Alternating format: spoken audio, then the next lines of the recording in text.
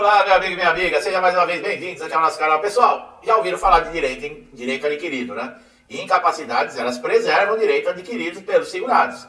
As incapacidades representam aí pilares fundamentais de proteção para os segurados, tá? Que são acometidos de doença, de acidente, que impedem uma atividade profissional. Isso está dentro de uma legislação. Existem mecanismos de amparo, especialmente por meio de benefício de incapacidade. O que muitos segurados desconhecem, no entanto, é que mesmo diante da interrupção do trabalho por motivo de saúde, os seus direitos adquiridos perante o INSS continuam resguardados.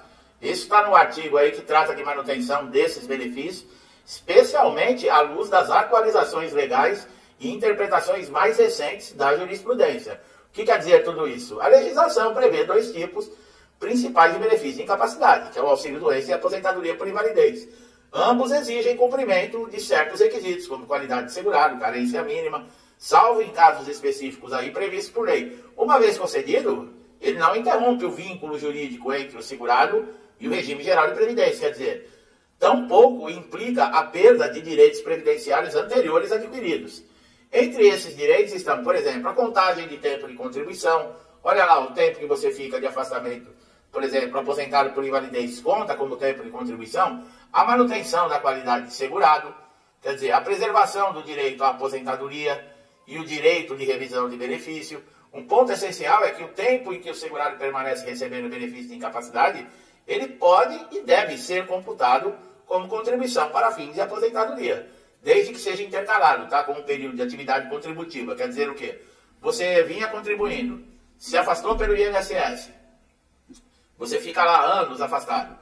Aí você recebe uma alta, volta para o mercado de trabalho, você tem que voltar a contribuir. Tá? Nesse caso, sim, que vai entrar. Tem muita gente que já falou comigo aqui no canal, né, nas perguntas. Ah, mas o tempo que eu estou de auxílio-doença ou de aposentadoria por invalidez não aparece no meu CNIS, que é o Cadastro Nacional. Não aparece exatamente por isso. Ele só vai aparecer quando houver o intercalamento. Por exemplo, se você receber alta, amanhã ou depois você volta para o mercado de trabalho, não recebe mais o benefício, começa a cair novamente as contribuições, aí aparece no CNIS. Tá? A manutenção da qualidade do segurado é uma consequência direta da percepção do benefício de incapacidade. Tá? Isso significa que o segurado que recebe o auxílio-doença ou a aposentadoria por invalidez, ele continua tendo direito à cobertura previdenciária e pode, em caso de cessação, pleitear outros direitos, por exemplo, como pensão por morte aos dependentes, ou até mesmo benefício. Essa continuidade é garantida enquanto durar o pagamento do benefício, ou até 12 meses, né, que seria lá após a cessação, prazo em que pode ser prorrogado em situações específicas, como desemprego involuntário. Tem que prestar bem atenção, tá, pessoal, nessas garantias. Outro ponto importante é a proteção contra a perda de direitos, tá? Mesmo em situação de afastamento de saúde, o segurado ele não pode ser prejudicado na contagem de tempo de aposentadoria, especialmente se ele já tiver cumprido requisitos legais antes da incapacidade. Ou seja, a pessoa atingiu condições de aposentadoria e foi acometido, por exemplo, uma doença. E acontece. E que a incapacita de formalizar um pedido de benefício com esse direito assegurado. Ainda que a concessão ocorra do benefício, ele deve ser implantado, mesmo que seja posteriormente. O mesmo raciocínio se aplica ao direito à revisão. Se, por exemplo, o segurado perceber um erro no cálculo da aposentadoria ou constatar omissão de algum tempo contributivo, ele poderá requerer uma revisão administrativa ou judicial, mesmo estando afastado do trabalho por incapacidade. Olha lá. A condição de saúde, ela não impede o exercício, tá, de petição, nem a defesa dos seus direitos, já incorporados no patrimônio jurídico do segurado. Além disso, o beneficiário por incapacidade não implica em renúncia em direitos futuros, tá? Muitos segurados acreditam que, ao se aposentar por invalidez, perdem direito, por exemplo, de migrar para uma outra aposentadoria mais vantajosa, como a aposentadoria por tempo de contribuição. Contudo, decisões judiciais recentes têm reconhecido a possibilidade da desaposentação, ou seja, a troca de aposentadoria por uma outra mais vantajosa, né? Desde que haja base legal e interesse comprovado do segurado. Eu já falei que pode ser feito, né? Inclusive, eu falava aí com relação a aposentados por invalidez que ficavam passando toda hora por convocação de pente fino. Dá uma olhadinha, tem gente que já está há tantos anos trabalhando que às vezes já tem direito, somando o tempo que já está, por exemplo, aposentado por invalidez, mais o tempo de registro para trás, E é claro, né, que agora tem pontos, tem a idade, mas eu sempre falei para dar uma olhadinha. A jurisprudência também tem reconhecido a incapacidade em determinadas situações que pode acelerar o reconhecimento desses direitos. Um exemplo é o benefício assistencial, o LOAS, tá, o BPC, que pode ser concedido a pessoas com deficiência em situações de vulnerabilidade social. Embora não seja um benefício contributivo, tá, a sua concessão considera a condição de incapacidade e a falta de meios para prover a própria subsistência. Está falando do BPC aqui, o que reforça a lógica da proteção em casos de debilidade. Tá? Outro fator relevante é respeito aos reflexos trabalhistas e previdenciários da estabilidade do segurado doente. O trabalhador, por motivo de doença, ele não pode ser dispensado arbitrariamente durante o período da percepção do benefício. E, em muitos casos, conta com estabilidade provisória após o retorno ao trabalho.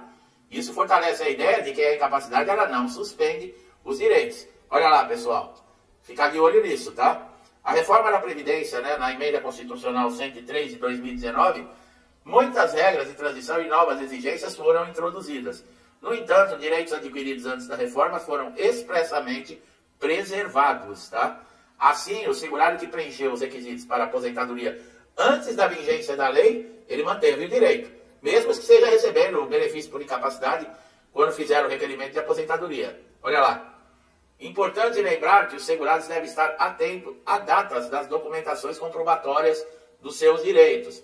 Exames médicos, laudos, comunicações do INSS, extratos do CNIS, são documentos essenciais para resguardar esses direitos. E você tem acesso ao CNIS através do portal Meu INSS. Manter o histórico sempre atualizado com o reconhecimento de tempo de contribuição e a demonstração de incapacidade. Também é possível ainda buscar uma assessoria jurídica para garantir a correta aplicação da legislação, tá, pessoal? No caso aí concreto. Muitos segurados têm direitos negados, tá? Por desconhecimento e interpretação incorreta da norma por parte da administração previdenciária. O acompanhamento profissional capacitado pode fazer muita diferença, tá? Na preservação desses direitos. Bom, a existência da incapacidade, ela não extingue, tá? Direitos adquiridos pelos segurados perante o INSS. Pelo contrário, o sistema foi desenhado para proteger esses direitos, mesmo em situações de vulnerabilidade, como é o caso da doença e de acidente. Outra proteção, essa proteção ela é um reflexo do princípio da dignidade humana. Tá? É essencial que você, segurado, que todos compreendam, tá? Todos esse conteúdo, os seus direitos adquiridos. Tem muita gente que fala em direito. Ah, eu tenho direito, mas não está na legislação, pessoal. Você tem que fazer sempre uma consulta, não é assim. Ah, mas eu acho que eu tenho. A justiça não é feita de achismo. Achar é uma coisa. Tem gente que briga comigo aqui, que já quase me ofendeu, porque eu falei, né, que a aposentadoria por invalidez, na época, o benefício de incapacidade total e permanente não era vitalício. A pessoa, não é vitalício, o meu é código 32. O código 32 é porque é para sempre. Eu fiquei quieto, né? Mas eu dei a resposta para a pessoa, que o código 32 não é que a aposentadoria por invalidez é vitalícia. Ela só identifica que a aposentadoria por invalidez, o acidente e a doença não foram questão do trabalho. Que não foram acidentários. Não foi, por exemplo, no horário de trabalho, uma doença devido à sua função. Identifica que, por exemplo, foi um acidente dentro de casa, um final de semana, uma folga. É isso que o código 32 identifica. E a pessoa batendo o pé aqui comigo, que não, que isso é porque é vitalício. Tá bom. Eu vou fazer o quê? Se o sabe tudo lá está dizendo que é vitalício, tá bom. Eu não sei tudo. Tanto é que para fazer o roteiro, muitas coisas eu vou aprendendo aqui, apesar de anos, né, de trabalho com o INSS, tem muita coisa que... E outra, a legislação ela muda toda hora. Então não dá para se falar, eu sei tudo. Não sabe nada, porque muda toda hora também.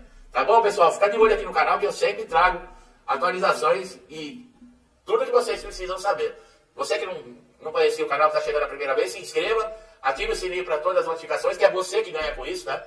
Para não perder nenhum conteúdo. Meu amigo e minha amiga que estão sempre comigo, que Deus abençoe a vida, a casa, a família de vocês, sempre. Com paz, saúde, prosperidade, abundância, alegria, com tudo de bom. Tudo que eu desejo para mim e para minha família, eu lhes desejo em dobro. Deixo um forte abraço e até os próximos vídeos.